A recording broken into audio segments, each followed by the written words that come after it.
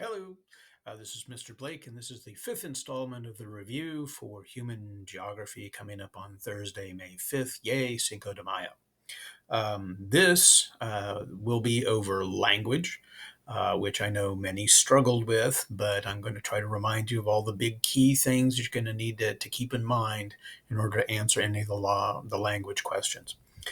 So the big things to remember coming out of the language unit is the significance of language. This is how we transmit our ideas and our culture. Without language, it doesn't happen. So this is an important one to understand diffusion of ideas. How are they moving through some sort of language system? Keep that stuff in mind. Most geographers will tell you of all the things about culture, language is the most important because without it, we can't transmit ideas. Um, One of the big things you need to remember is how languages are organized. Remember that there is a family. That family goes back to an original proto language that we no longer know anything about, but we know it exists because out of that family of languages, they all share certain traits in common, which means that they have a common ancestor back there, but nobody speaks it and we have no idea what it was. We can only guess. But because there are those relationships between languages, we know that they are related to each other. So that's the family of languages. There are about 12 in the world of these different families. Do you need to know all of them? Probably not. But I will point out some ones that you probably want to keep in mind and where they are, and that sort of thing. Now, in the organization, you have the family, the ones that are all related to each other. Below that, there's going to be branches. And the thing to remember here is it is like a tree. You know, there's the trunk of the tree, there's the branches, and then there's smaller branches that come off of that. And then again, the individual languages are kind of like the leaves on the branches. But also remember you're moving through time. And so the closer you go back to where that proto language was, you're going to have all of those languages that are kind of that main trunk idea. They're all then kind of speaking the same thing at that point. And over time, as you advance in time, it begins to fragment and form the branches. So those big branches are groups of languages that, even though they have diverged, they've split. They're still related to each other, but they're now moving apart. They're becoming more and more different. And as you travel further through time, they often fragment more. There's sort of sub branches. And then finally, we reach the languages that where we are today. So keep that in mind. Sometimes that's a way to be able to figure out a question if they're trying to ask you the relationship between certain languages. Are they in the same branch? Are they even in the same language family? If they are on a branch, are they more connected through maybe some sub branch? They're actually closer related, maybe that sort of thing. So think about that. The big one to know is the Indo European language family. Gotta know just about everything there is about that one because that is where most of the questions come from. They'll ask about Indo European language relationships. So that's the family Indo European. Branches. There are a number of branches. There is the Germanic branch, the Romance branch, the Slavic branch, and the one that everybody forgets, which is the Indian branch. Remember in Indo European, it says Indo in the name. That's the part that's actually more associated with Southeast or Southern Asia, not necessarily European. Now, if you're looking at those branches, they then subdivide as well in many cases. So the Germanic branch is then split into groups, which are the North Germanic, the West Germanic, and the East Germanic, which doesn't exist anymore. If you have Romance, there's actually sort of East and West Romance because you've got some that are like Portuguese and Spanish, and then you have Romanian on the other end of the continent. You have the Slavic, which is going to be East, West, and South. So either in Russia, the sort of Russian, Ukrainian, Slavic languages, you have Polish and Czech, which are West Slavic languages, and then you have the Southern Slavic languages, which are things like Serbian and Montenegrin. Croat, and things like that. Remember, the other branch out there is that Indo-Aryan branch. They may refer to it that way. And this is things like Hindi and Punjabi and Urdu. These are also Indo-European languages. They're more distantly related than maybe some of those European languages, groups and subgroups. But keep them in mind. Because they are still connected. And it's a tricky question when they start asking questions about languages in India, and people forget that they're actually related to a whole bunch of the languages in Europe. So keep that in mind. Remember the Kurgan theory and the sedentary agricultural theory. That is Maria Gimbutas with her Kurgans and Colin Renfrew with his farmers.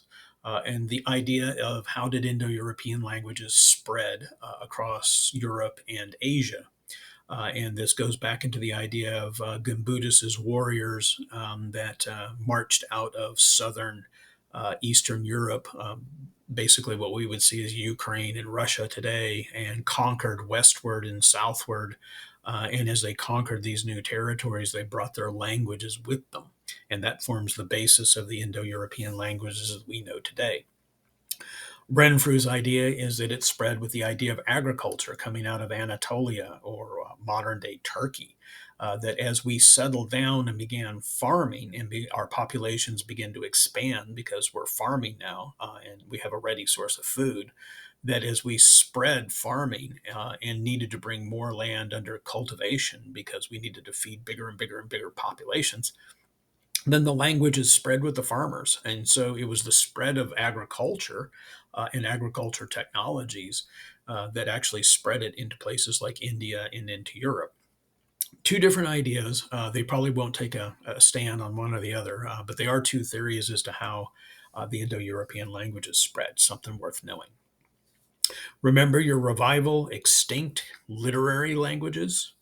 If you're looking at an extinct language, it is a language that was spoken at one point and no longer exists, and really left no artifacts of its existence, or very, very little anyway.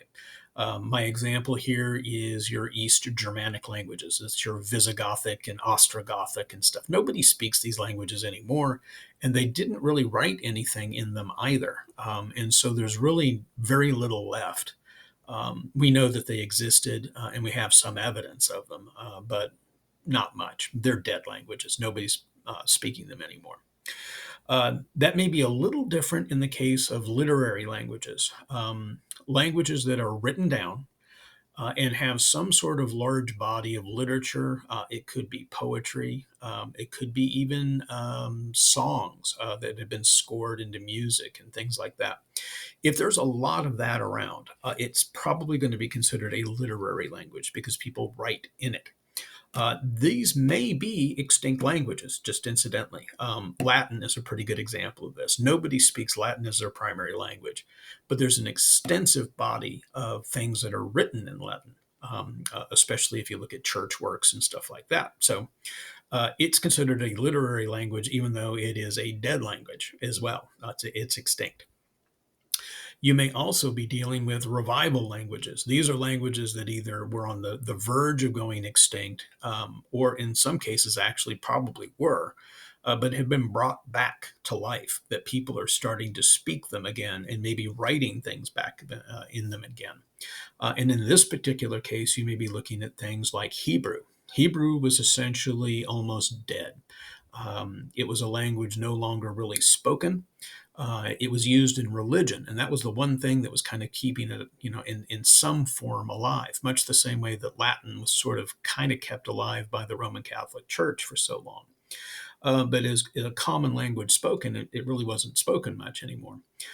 It was brought back because there were a group within Jewish society that decided that language is important, and it was a way to identify their people as being the Jewish people. And so they began teaching in schools Hebrew again. And one of the ideas was is that if the Jewish population was ever able to go back to the homeland, back to the Holy Land, that would then be the language that would bind them together as a group. And lo and behold, in the mid 20th century, the state of Israel exists. And so now you have a very large group of people who Hebrew is actually their primary language. It is a language that has come back from the dead, if you will, and is now largely spoken all across the modern state of Israel and around the world. Other languages that are examples like this is the Gaelic languages in Ireland and Wales and Scotland. These are starting to come back after near death because they have been associated with nationalist movements in these areas. And people have figured out that people identify themselves often by the language they speak. And if we're speaking English, we will associate ourselves with Great Britain. If we speak Scottish, then we're associating our history and our culture with Scotland. And if you want an independent Scotland, you want people speaking Gaelic Scot, because that's how they'll identify themselves as that nationalist group. Same thing with the Welsh, same thing with the Irish. All of these languages, the return of these languages as people speaking them, are all associated with some sort of nationalist movement for the independence of these areas.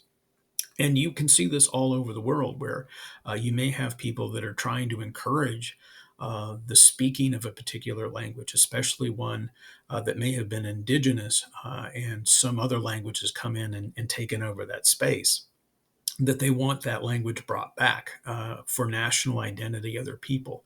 You see this to some extent in some of the native populations in North America, where they're trying to teach Cherokee or Navajo or Sioux or whatever the language is that they're trying to teach, to bring back that cultural identity again. All right. Um, think about official languages.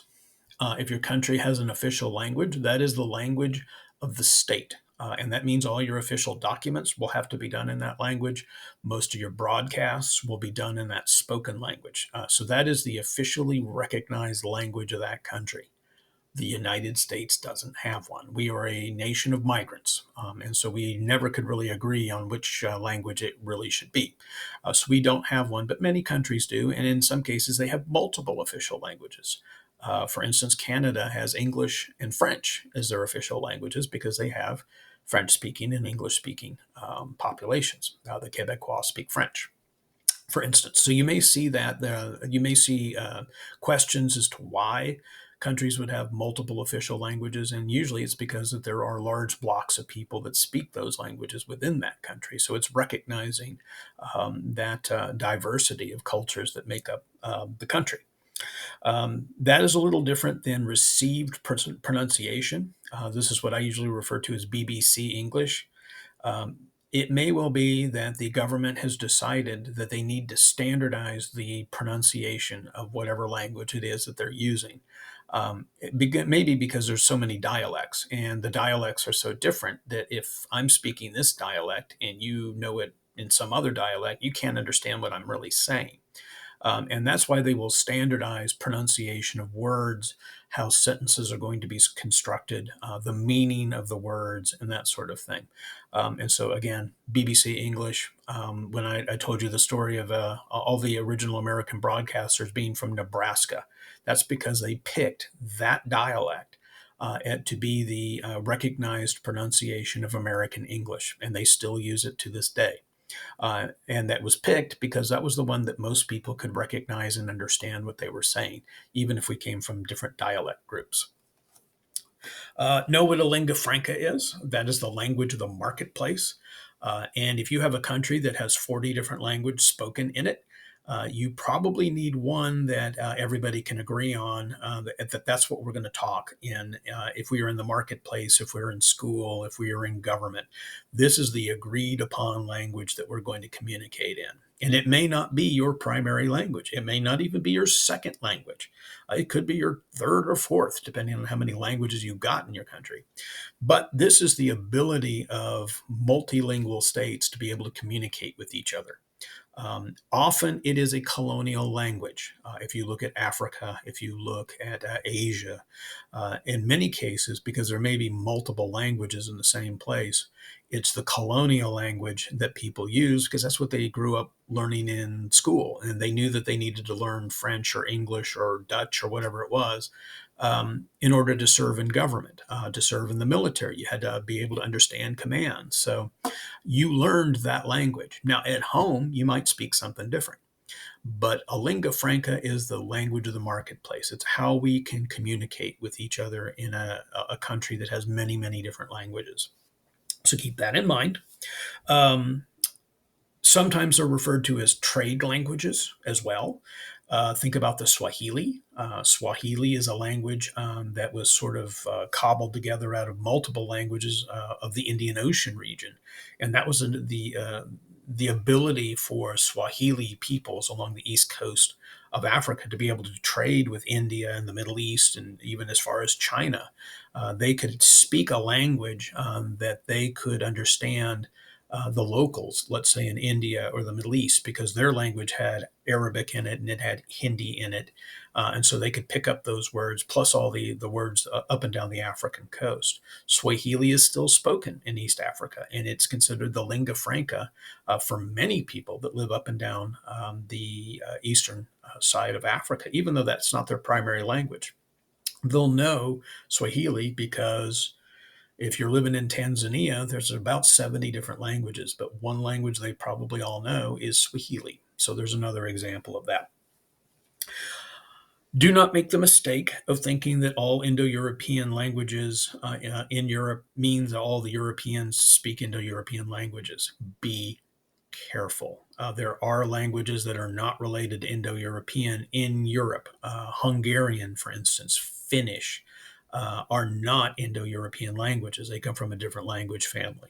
So it may well be smart to remember the countries today that do not speak Indo European languages in Europe because they have turned up as multiple choice questions. Which one isn't a Indo European language? So keep in mind things like Estonian, Finnish, Hungarian again. These are not languages. Turkish, if they make mention of Turkish in Eastern Europe, for instance, that's not an Indo European language. So keep that in mind. Remember the Basques. They have a language that's not related to anybody. And so they're a unique language in the world. Sometimes they'll make mention of the Basques in relation to language in Europe. Keep it in mind. Um, Remember the history of English in the layers of English that eventually all kind of merge together into this hodgepodge of words in syntax that turns into modern English. So you got to remember at the very beginning, you have Celtic, the Celtic group of languages. And that is where we get a lot of our names of things. Our toponyms often in English come from Celtic.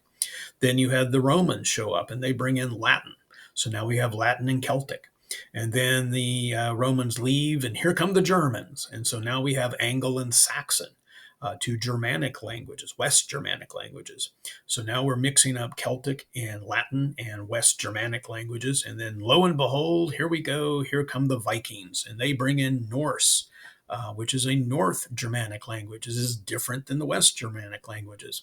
And then, oh boy, here come the Normans from France, and they're going to bring Norman French with them. So now we have Celtic, Latin, West Germanic, North Germanic, and French all squished together. And eventually, over time, that language emerges into the modern English that you recognize today. I would want to know that pattern because I've seen it come up on several times where you have to identify the order of the languages that arrived to make modern English, or which of these groups contributed into the formation of English, stuff like that. It probably wouldn't be more than like one question, but it's a question that you can easily answer if you can remember the order. Think about, and I just talked about toponyms. That's where places get their name. How did they get that name? If it's brownfield, guess what? Probably was a brown field at one point, something like that. So toponyms are how place names get their name. Isoglosses, those are the boundaries between languages. So if this group over here speaks one language and this group over here speaks a different language and they butt up on each other, there's a line in between those two, and that is the isogloss. Now, that it may also describe vernacular regions as well. So where people down here call it Coke and people up there call it soda and the people over there call it pop, whatever. Wherever those lines of distinction are, when we switch over from describing something with one word or another, that could also be considered an isogloss too. So, no, isoglosses have something to do with the boundaries between languages or dialects. Um, Language dialects, again, are how we use different words to describe the same thing. Sometimes the syntax of sentences is different depending on what kind of dialect we're using in the language. Often slang is associated with dialect as well, that we'll use certain types of words, y'all. And that is associated with that particular dialect, for instance, slang type words.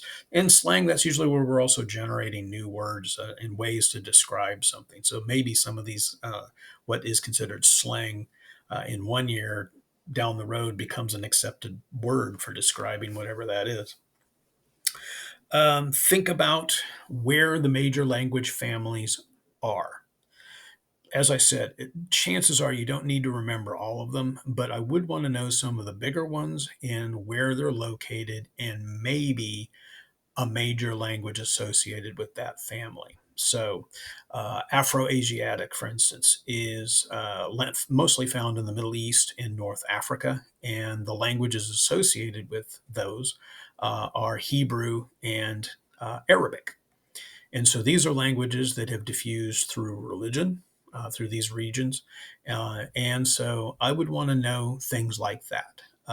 Sino Tibetan. This is where you're going to find Mandarin Chinese, for instance.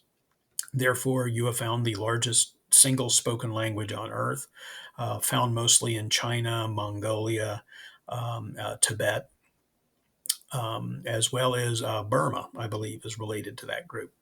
Dravidic. These are the languages of southern India. I have seen that mentioned on a number of times now. So you probably want to know where your Dravidic languages are. Southern India. These are not Indo-European languages. Ural-Altaic. This is the Turkish or Turkic group. And so languages like Hungarian, Turkish, the languages of the stands, Uzbekistan, Tajikistan, Turkmenistan, all those places all come from the same language family. That's probably a useful one to know because they may talk about Turkish migration or something like that, and you might have to tie it back to the Ural-Altaic group. Beyond that, there's a bunch of languages down in Southeast Asia. I have not seen them mentioned often.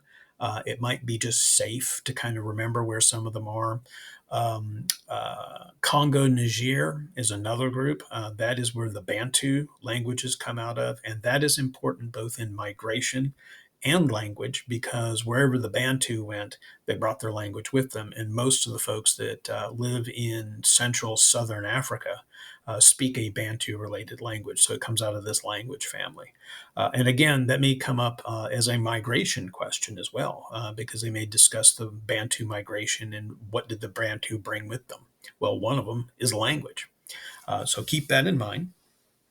Another big topic, pidgin languages and creoles.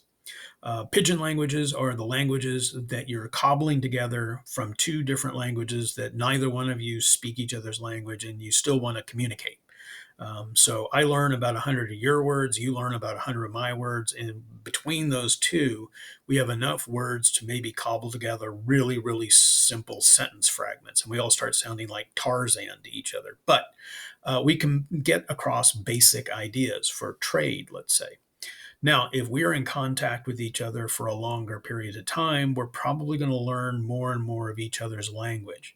And if we start merging them together like that, we're probably looking at a Creole, which is a language that is made up of two or more different languages that have all kind of merged together. And yes, the question is, could we consider English Creole. And at one point, yeah, it probably was.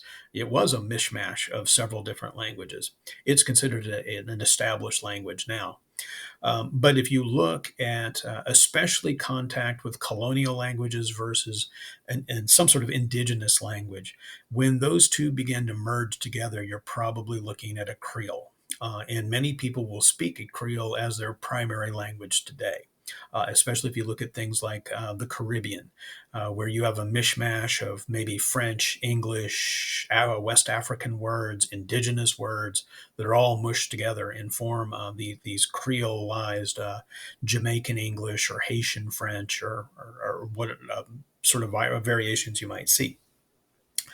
Let's see if I skipped anything. I'm trying to remember if I've skipped anything. No, I think I pretty much covered the big ideas in language, but it's a lot. And so be careful, especially with the language families, especially with Indo European. Know that history of English. Think about how languages have spread. Again, this kind of carries over into the migration. This may carry over into development.